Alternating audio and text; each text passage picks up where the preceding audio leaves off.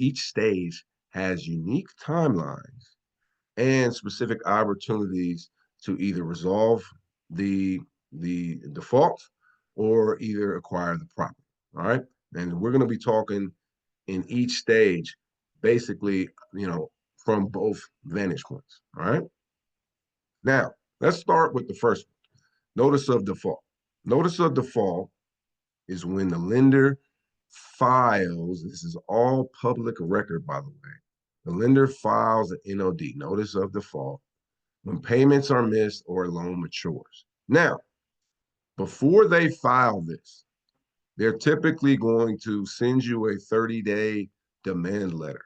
It's going to say, hey, you've missed a couple payments, or hey, your loan is mature.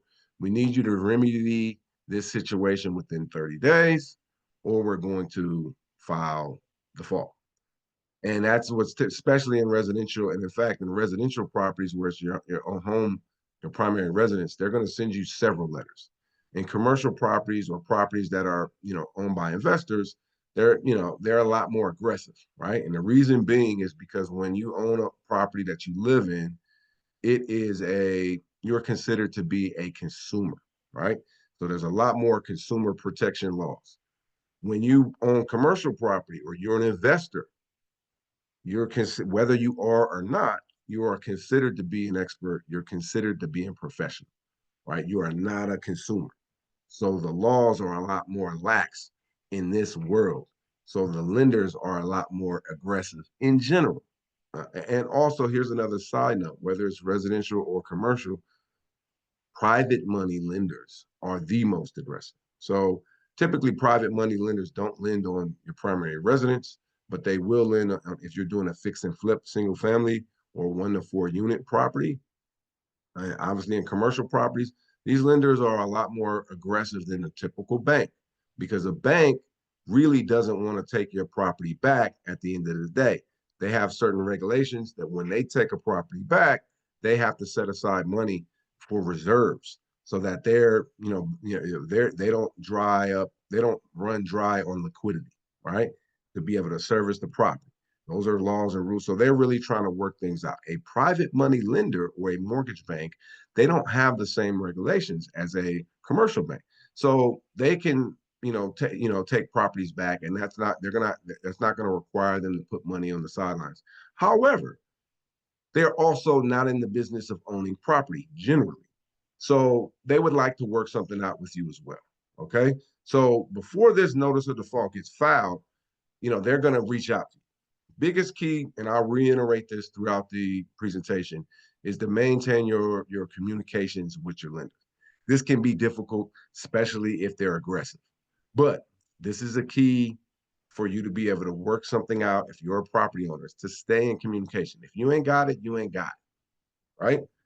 But you want to let them know about that. You don't want to disappear. All right. And again, I'm speaking from experience of myself, having gone through the foreclosure crisis, having lost a couple properties in that time.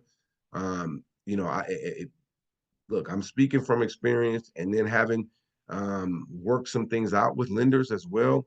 Communication is key. Now, once they file that notice of default, all right, that's when the clock starts. There is a 90-day what's called cure period. You got 90 days to be able to cure this situation. If you're behind on your payments, that means making your payments, bringing it current. If your mortgage is mature, you extended past the timeline, you have to pay it off. You got 90 days to be able to figure out, hey, can we get this thing paid off? Or to negotiate and work something out with your lender before they move it to the next stage. This is now a public process because they have to file with the county. They have to file this with the county. So now this is something you go on the foreclosure list, and this becomes public information. There's databases out there that professionals like us, use to track the foreclosures, and this becomes that public information. So you want to try to work some things out before it gets to this point. But once it gets to this point, this is your best window to try to resolve something. Okay. Because it's a minimum of 90 days before anything can happen. Now, Let's go through some options. And I'm going to, again, talk about both sides of the fence, owners and then buyers and investors. Okay. In this period of time, you can also work to negotiate a loan modification or a forbearance plan. A lot of, and since COVID, there's something called a partial claim, which is a form of a forbearance where they can potentially take your back payments and move that to the back end of a loan in the form of a secondary or a junior deed of trust. Right, this will be your best possible option because it doesn't involve you making big increased payments, but it puts all your payments to the back end of the loan. Now, a lot of lenders, residential lenders, primary mortgage lenders, they will be more inclined to do this than if it is an investment property. But I have seen this happen recently with a few of our clients where they were able to get this approved. And but here's the deal. You have to be diligent about this. When they structure a repayment plan, a partial claim, a forbearance, a modification, they're going to give you a trial period to make some payments. And you got to be able to come through on that trial period. All right. Now, if you're not able to do that, this is also a good time to sell the property. All right. To avoid further stages and get things done. Now, listen, a lot of times when you have a property, you don't want to sell it. You want to keep it. All right. Whether that's your personal residence, whether it's your investment property, whether it's your business property that you have to run your business out of. No one generally wants to sell a property, be forced to sell a property or sell a property under duress, right? It's not the ideal time. However, if you got equity and this property, even if you look at it and say, hey, even if I modify it or I get it back on track, I still haven't solved the problem, which is being able to make the payments or dealing with some sort of situation that is causing you stress, then that probably is a good time to sell the property. A lot of times people think, hey, if I sell this property, I may be selling at a bit of a discount. And that may be the case, especially today. However, if you sell at a discount, you have to think about, well, what could I then do with the capital? And this is a conversation we have as brokers with a lot of people because nobody wants to sell at a discount, right? Bottom line.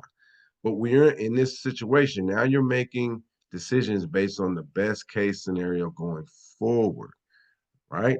And like I shared with a few people recently, hey, you may take a little bit less than you would if this was at market, price and the market was better. However, you can then take that money and go purchase another property at a discount because we are in a market where it's a little bit of a buyer's market, at least here in the Bay Area, particularly in the Oakland East Bay area, right? And also, what is the price of your peace of mind? If the property, if you get this property current, right, going forward, have you solved the problem that is created this default, number one, but also has created probably a significant amount of stress in your life? I don't know what that cost is for you, but that's something that you need to consider. Because what happens when you're in a stressful situation, it becomes difficult to operate. It becomes difficult to see opportunities, it becomes difficult to see solutions. So if there's an opportunity for you to sell it where you put money in your pocket and you move to the next phase of your life, this is the time, the optimal time to be able to do that. The bottom line is you got to act fast and you got to, really, you should contact the lender before this NOD is filed. But once it's filed, you got to be working on solutions. The worst thing you can do here is to do nothing, to pretend like it's going to work itself out. And I know so many people that are in a denial phase when this hits. It is what it is, all right? Just be proactive. There is solutions, all right? And I just mapped out several of them, and you want to be proactive on this, not letting things stack on top of you, because the next few phases that we're going to talk about are not as opportune. All right, so for buyers and investors, here is a great opportunity for you to purchase a property before it goes to the auction. I'll explain the auction phase and why that's not the best place to buy real estate. This is also an opportunity to help owners and secure deals before they either get to the market or if they are on the market before they get to the auction. Now, as I said at the beginning, this is also an opportunity for you to be a problem solver versus an opportunist. Give you an example. I had a property recently and we got a modification approved or a partial claim approved for the borrower. We were put it on the market though, because when he came to us, property was in trustee sale phase. Now, that's the next phase I'll explain.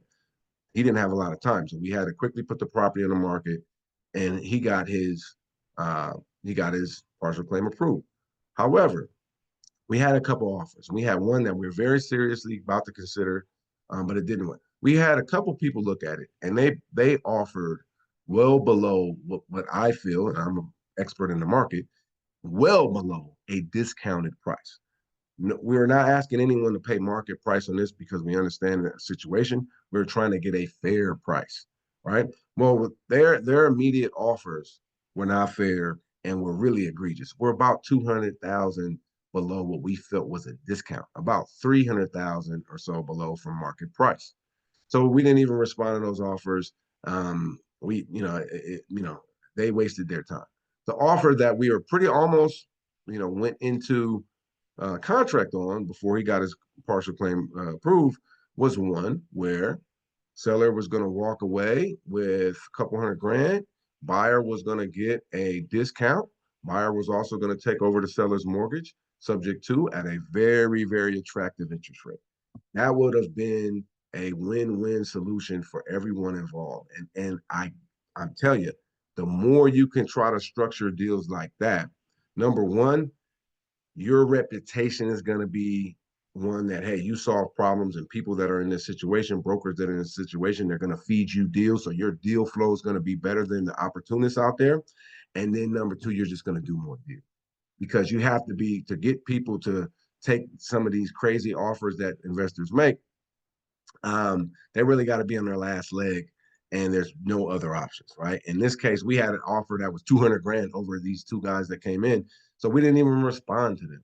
And this is what I'm talking about, because if you can solve problems, you could actually make money day one as an investor, but then you also build your reputation. And brokers, sellers, that word gets around, and that's how you increase your deal flow. And if you're an active investor, you know how challenging it is to get good deals coming your way on a consistent basis. All right.